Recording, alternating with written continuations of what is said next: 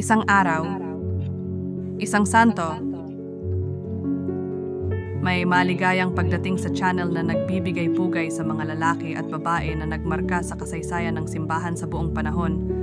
Ngayon 30 ng Abril, ipinagdiriwang natin si San Pio V, Papa. Kamusta?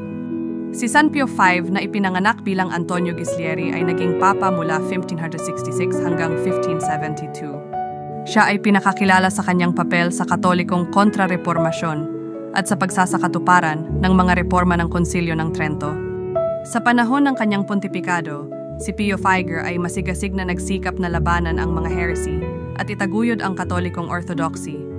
Siya ay mariing ipinatupad ang mga dekreto ng Konsilyo ng Trento na tumatalakay sa mga isyu tulad ng reforma ng kleriko, ang pagtatatag ng mga seminaryo para sa edukasyon ng mga pare, at yung paglilimbag ng Roman Catechism. Isa sa kanyang pinakapansin na mga tagumpay ay ang pagbuo ng Banal na Liga, isang koalisyon ng mga Katolikong estado sa Pandagat na nagtagumpay sa Ottoman Empire sa labanan ng Lepanto noong 1571. Ang tagpay na ito ay itinuturing na dulot ng pakikisangkot ng Mahal na Birheng Maria at ipinagdiriwang taon-taon tuwing Oktubre 2 bilang pista ng Aming Ina ng Rosario. Narito ang isang dasal na inilaan kay San Pio Pablo.